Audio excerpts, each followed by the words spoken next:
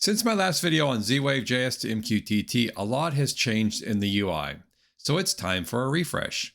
We're going to talk about installing the add-on, installing the integration, and then I'm going to add a couple of devices. One of the devices I'll add is a smart device using a QR code, and the other device is a standard non-secure zwave device. So let's get started.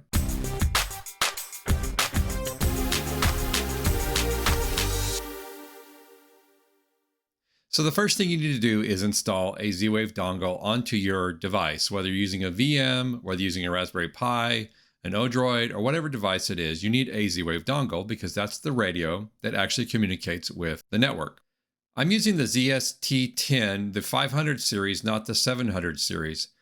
For the most part, it's the same install process, so it doesn't really matter. The difference is in the radio and some of the features that the 700 has over the 500. If you can get your hands on a 700, I would go ahead and get the 700 instead of the 500.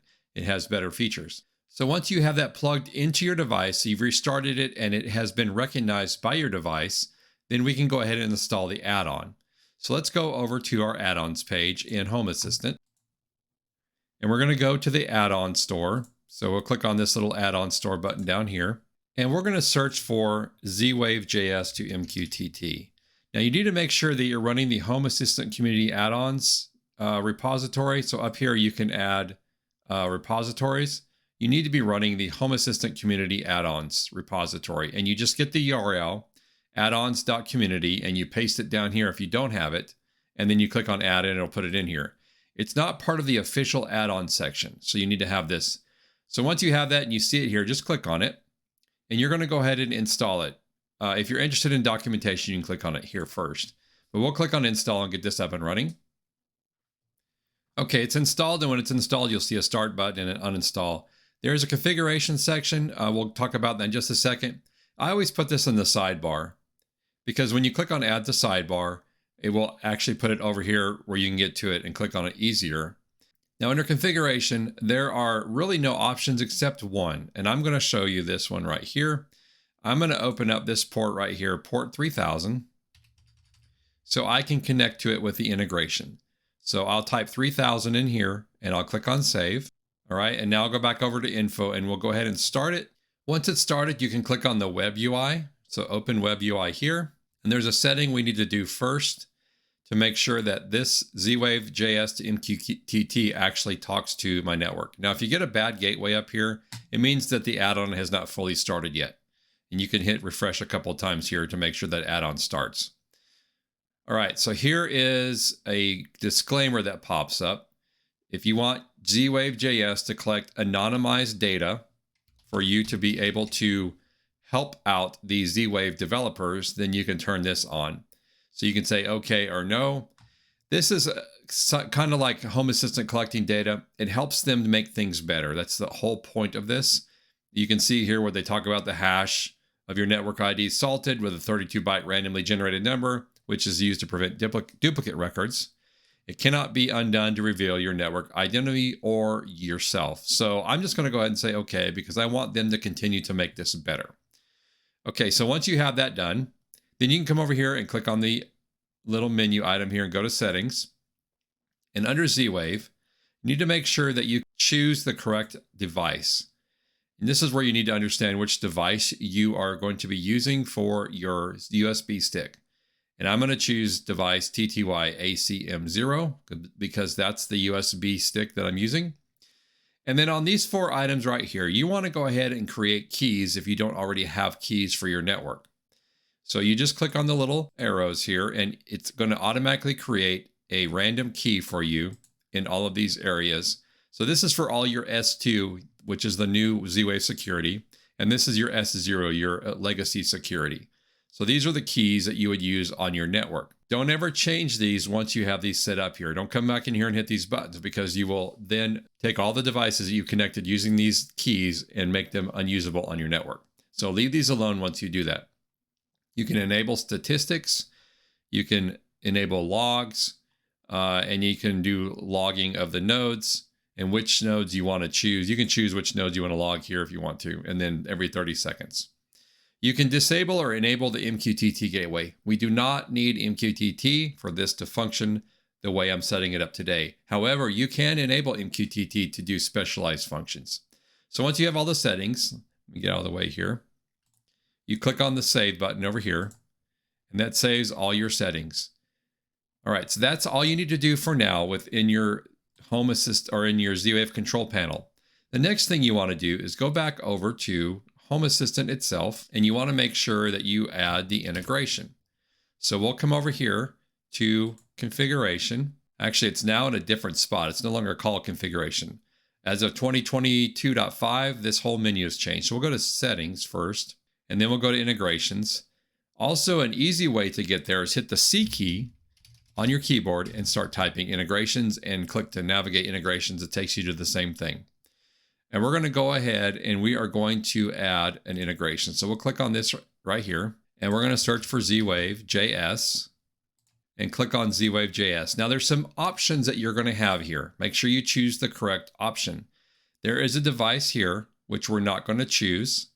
We're going to set up another instance of zwave JS because we want to use the zwave JS to MQTT that we just installed. So click on that. You do not want to use the zwave JS supervisor add-on. All your communication between your zwave network and Home Assistant will be through that zwave JS to MQTT add-on that we already put on here. That's why you don't want to use any of the default stuff. Now, if you don't want to use the zwave JS to MQTT, you can use the default, which is just fine. Everything you're going to do is going to be done through service calls instead of using the UI that I'm talking about. So click on submit. It's going to ask you for this information. The reason why we open port 3000 is so that we can talk to the add-on from this integration on port 3000. So you can leave all of this alone and click on submit. If it's successful and it sees everything, it's going to see this right here.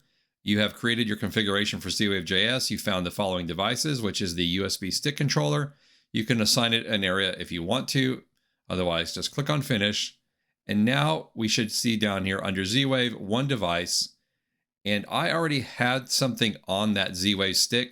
So if you don't know this, zwave stores all of the information on the USB hub for all the devices that are added. It's not stored in Home Assistant or on your hub or your smart hub or whatever. It's stored on the stick that controls it. If you click on entities, you'll see that I have these two entities here. Now, if we go back, we should see actually two devices now, which we do. Here's two devices. One is my controller and one is my energy stick. Again, the energy stick was already on here. By the way, you can actually add this zwave integration to something that's running zwave JS on a different device. Instead of putting WS localhost, you put WS and then the IP address of where your zwave JS is running. So you could run zwave JS MQTT on something else, some other hardware, and then have Home Assistant talk to it. So we got it up and running. This is all you need to do in order to get zwave JS to talk to Home Assistant. So now anything on your zwave network should show up as an entity in Home Assistant. But let's go ahead and add an entity. I'm going to do it a couple of different ways. I'm going to add a smart device, and the smart device can use your camera to scan a QR code. So if we go back over here to our zwave JS panel, and you can get to it here because we added to the side panel. There is a section here called Smart Start. Smart Start is a new way to add devices to your home or to your zwave configuration or your zwave network. And I have a couple of smart devices that I'm going to show you. As you may have seen in my previous video, I have this relay. This is a Zeus SIN51 relay. It's hard to see that in the camera here. This is a Zeus dry contact relay. And this has a QR code on the back of it that allows you to scan that QR code and add it to the smart devices. Now I'm going to do that. The problem is my camera that I'm recording on here is actually taken over by my recording software. So I'm going to scan this in and add it. And then once I do that, you'll see it show up here. And what that does is it doesn't actually add it to your network. All it does is add it as a provisioned entity. So when you do turn it on, your network's going to see it and automatically know it's a trusted device because you've added it. And it will add it to your list of devices and entities that are in your actual network. So let's go ahead and add that. And then we will come back and I will show you how that works. Okay, so I was able to successfully provision this entity. using the QR code on the device itself. Your mileage may vary on that depending on what you're using, but you also need to make sure that you are using an HTTPS connection to your zwave.js console. Otherwise, it will tell you that you can't do that. However, you can take a picture of the QR code if you have a camera that's good enough, or you can take a screenshot of the QR code. However you get the QR code, I was actually able to import it. So what I did was basically click on add or scan, and then I imported a QR code from my directory. It was basically a screenshot of my camera, and now it found it and put it right here. And you can see that we have an S2 authenticated, S2 unauthenticated options, and it's the Z-Wave Plus 700 series dry contact relay. All right, so now this is provisioned as a provisioned entity. I'll go to Control Panel. You can see here, secure inclusion started, because what it's done is it's detected that new device and it's added node 10 with security S2 authenticated, which is my new switch or my new relay. And now we've got the Zen51, the relay is added, the dry contact relay, because I had it in Smart Start over here. As soon as I plugged it in and it wasn't already associated to something else, it needs to be on the device itself. You need to make sure it's not included on some other network already. It automatically provisioned and added it to my network. So now I have this device here on my network. And if I go over to Home Assistant and I look at Developer Tools, I should see that relay. And here's the relay right here. Click on that right there. I can turn it on and off. And if you could possibly see this, which you may or may not be able to see, there is a light. So if I click on, you can barely see that light come on and off there. So now it's talking to my relay and doing everything it's supposed to with the relay, and it's an S2 authenticated device.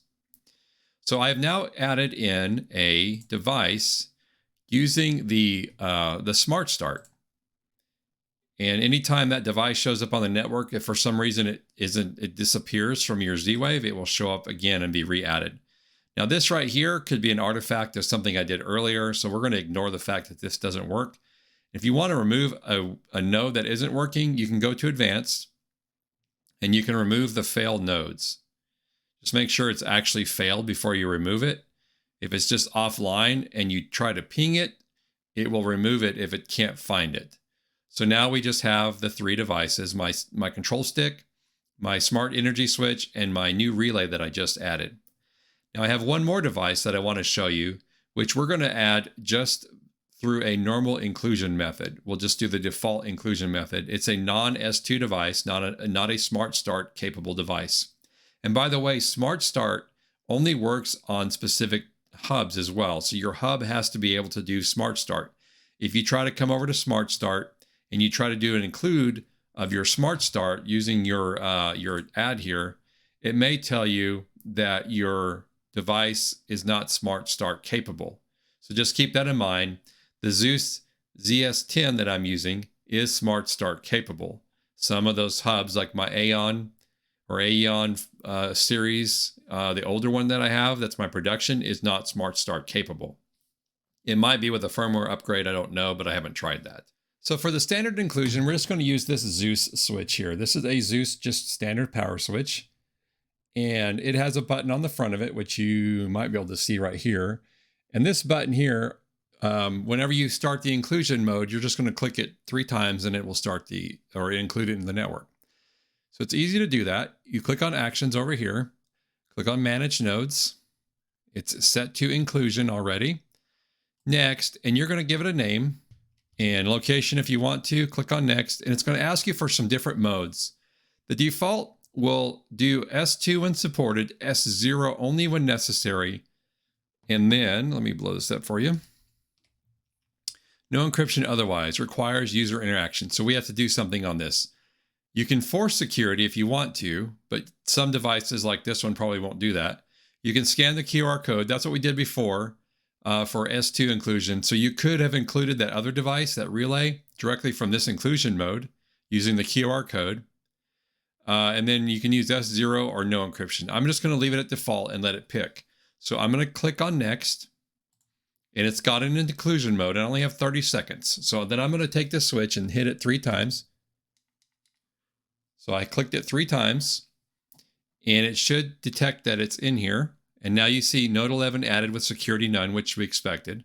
Close it out, and it's going to go through, if it hasn't already, and determine what it is. And it already has figured out what it is. It is a Zen 15 power switch.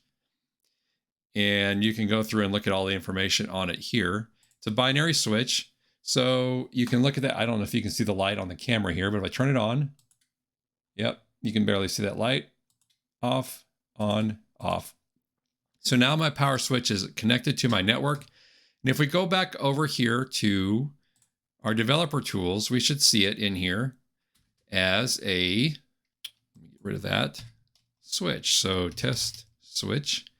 So here's our test switch. And it actually has some other information too. This particular device can measure power. So it's got some extra devices or extra entities in here as well. And if you really want to go take a look at that, you can click on the C, go to integrations. We can jump back down to our zwave. We've got 4 devices and 19 entities. So we look at 4 devices here. Our USB stick, our smart energy switch, which was already on there, our test switch, which we just added via the inclusion mode, and then our 700 series dry contact relay, which we added via the smart start. So those are 2 different ways to add things. And we click on test switch now. You can see the various items on here, on and off switch. And then we have our electric consumption and things like that. So that is how you add things into zwave. That's a little bit a look at the new interface for the zwave.js MQTT add-on. Now remember, you can do regular zwave without using the add-on, but you lose a lot of things. Let me just kind of show you real quick what I'm talking about. If you don't use the add-on, then you end up, that was a long way to do that, wasn't it? I could have just gone from the side panel. You lose the ability to do specific things like go in here and you can do some configuration. I can set all these values directly from this particular interface. So for example, the LED indicator on this one, I can set it to disabled just by selecting it and sending it over to the device. If you don't use an interface like the zwave.js to MQTT add-on, then you'll have to go into service calls and set it. And you can do that. You can also use automations to set service calls. However, I find this easier. You can look at debugging directly in the console. So I can start the debugging. And if I take this switch and turn it on and off, we should see a state change. So you see now, you see node 11 updated. Current value is false to true. So I turn the switch on. If I turn it back off, it'll update again, which you see there. So you can do debugging on this window. You've got all your configuration files here as well. I think you can download these. You can delete them, whatever you want to do. And then here is scenes, which I would never do specifically from zwave.js MQTT. I would do those from Home Assistant itself, but you can. And of course, you have the ability to do MQTT. If there are things you need to do with MQTT, you can certainly do that through this interface as well and expose it out to everything. So I like the interface overall better than doing just the service calls. So one other thing I want to talk about, which isn't related to zwave.js to MQTT specifically, but it is related to the state of zwave and Home Assistant, is this newsletter came out. And if you're not subscribed, you can go over to Nabu or Home Assistant and subscribe to the newsletter. It comes out, I think it's once a month. But if we scroll down here, what I'm specifically talking about is the state of zwave and the road to zwave certification. So the owner or the maintainer, founder of zwave.js actually now works for Nabu, which are the core developers for Home Assistant. One of the goals is to get Home Assistant plus zwave.js certified by the Z-Wave Alliance. Being certified means that it's a correct implementation that handles all edge cases correctly and follows all interface rules and guidelines. Z-Wave.js was the first open source Z-Wave implementation that implemented Z-Wave S2 security, which I showed you by using that in Smart Start. And the goal is also to be the first to be Z-Wave certified. There is a listing of all things that need to be addressed. You can look at that from here. Based on the certification requirements, it is something they're going to work on and reachable, they say, within this year. So we're going to see continued improvements in the Z-Wave network to handle, like it says, edge cases. Edge cases typically for these kinds of things are always the problem. And by being certified, they say that they're going to handle the edge cases. So there's a page for integrators if you do automation and want to integrate Z-Wave. And then there's also why you should use zwave.js and include the links to existing open source integration implementations. So I just wanted to bring that up and just let you know how important zwave.js is to the Home Assistant community. The Home Assistant developers, Nabu Casa, they're working very hard to be the first certified Z-Wave device or Z-Wave combination set up within the Z-Wave Alliance. So if you have any questions about any of this, just let me know down in the comments. Thank you so much if you're a channel member. We really appreciate the support that brings to the channel and helps me continue to make these videos. You can talk to me on Discord as well, and make sure you hit that subscribe and like button if you want to do that, and we will see you on the next video. Thanks for watching.